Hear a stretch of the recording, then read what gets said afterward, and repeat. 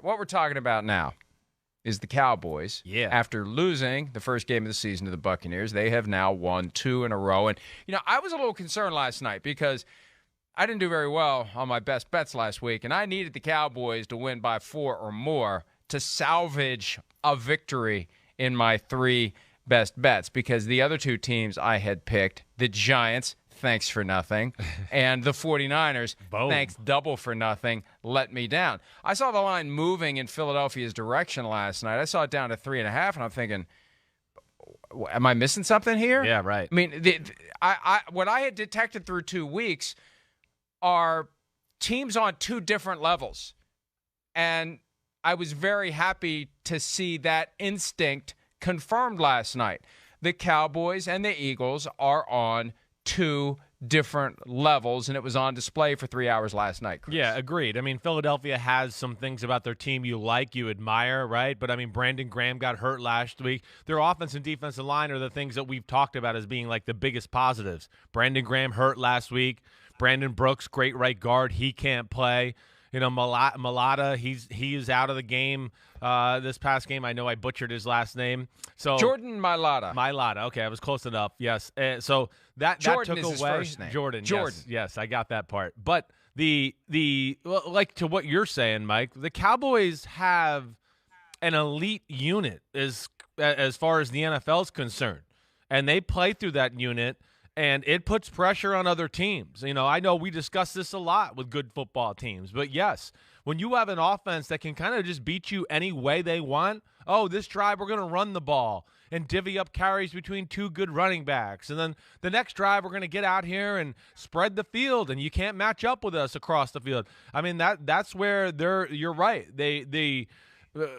They are a really, really good team. I'm not going to say a great team, but a really good team because of that offensive unit. And then the defense just has to be, formidable, middle of the pack, and they're going to be tough to beat with that type of offense. So I think that's the big thing with Dallas, and it's good to see. Man, they got it everything. Balance, weapons, a quarterback. They got it all on that side of the ball. So, did you mean to say the defense doesn't have to be formidable? It can just be middle of the pack? Yeah, that's what I was trying to say. It doesn't have to be. Yeah, sorry if I was confusing there. Yeah, it doesn't have to be a top 10 defense. As long as they're, around the middle of the pack of the NFL, they're going to be, tough to beat on a weekly basis because their offense is going to be able to move the ball against about any defense we see in football. Think about last year. They were 6-10. Their defense was abysmal, and they lost Dak Prescott in Week 5. Right. So you don't need many things to fall differently to be better dramatically than you were in 2021. Prescott healthy and looking better than ever. Last night he completed 21 of 26 passes for 238 yards and 3 touchdowns, 143.3 passer rating. He acknowledges he's not played any better ever, and that was key. The running game was key again. Balance. I'm counting up the rushing attempts here, and there were plenty of them. I see nearly 40 with 26 passes. That's the way that they need to do it. That's the way the offense is going to work. Run it and pass it between Ezekiel Elliott, Tony Pollard. We had Dak Prescott run the ball 9 times for only 6 yards, but still he's moving when he has to, which is good. That shows he's got faith in the ankle. And they're just getting it done, spreading the ball around to 8 different receivers. That's pretty impressive. 26 throws, 21 completions, caught by 8 different guys. It is. He's moving the ball around. He's keeping the defense guessing. Yeah, definitely. I mean, there's no favorites there. That's for sure. They draw up probably plays more for CeeDee Lamb and Amari Cooper. But at the end of the day, it's a little bit like we talked about with Tom Brady to start the season. Same thing with Dak Prescott. He's not going to play favorites. He's not going to go, oh, man, I just want to throw to my guy because I trust him. He's going to go where the offense takes him, where the defense tells him to go within the offense. And I think that's where he is special. It's hard to really, on a big down, go, Dallas likes to do this and go to this guy here. Like Green Bay, we know they're going to look for Devontae Adams in a big moment, right? We know they're going to orchestrate some play or formation to put him in a spot where Rodgers feels comfortable and he's going to get him a play to do something. Dallas, you don't have that feel at all. You don't really know where it's going to go. If somebody plays man-to-man, they're going to take a shot down the field. And then, of course, if you play a lot of pass defense, they're showing the ability over the last 2 weeks, kind of getting back to the old Cowboys where you're going, damn, they can move some people out of the way. I think a lot of that Philadelphia defensive front, we saw Javon Hargrave and Fletcher Cox, what they can do last night. But they still opened up holes, and Ezekiel Elliott and Tony Pollard, really good duo running backs. I mean, Zeke looks really good. Tony Pollard looks really good too. Well, and we saw Javon Hargrave and Fletcher Cox create some havoc when it was 7-0 early. After the interception down near the goal line, Hargrave busted through, got to Dak Prescott, and the ball got popped up in the air, and Fletcher Cox ended up with it. And that was the only moment the game felt in doubt. The suffocation began right after that. It felt like it was going to be Cowboys' easy win up until that kind of lightning strike that made it 7-7. But the Cowboys, to their credit, Dak didn't get down in the dumps. He didn't get freaked out. He didn't feel like it's not my night. You could see on the sideline his demeanor was very confident. He was fine. Let's just go back and keep doing our thing. Stuff happens. I almost said the other word. We just move forward and move forward. They did. Let's hear from Dak Prescott after the game talking about, I thought that was going to be the interception or fumble recovery, whatever it was. I don't know how they ever scored that. Could have been either. I assume it was a fumble recovery, even though it was plucked out of the air by Fletcher Cox. And there's some of what Dak was able to do last night. Special. He really is moving fine, and he's throwing it well. And it's one of the reasons why they're 2-1, Chris. Yeah, no, definitely. And you see a little everything here. Yeah, him moving out of the pocket. Here's a bootleg, vertical passing game to the tight ends. And I don't know if he's totally 100% running right like the Dak Prescott we saw before the injury, but everything else is 100%.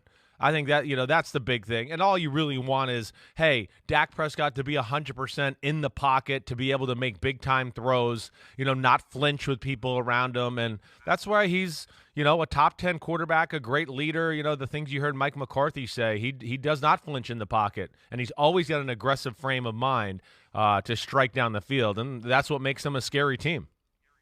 Let's hear from Prescott after the game talking about how he is protecting himself now when he runs the football.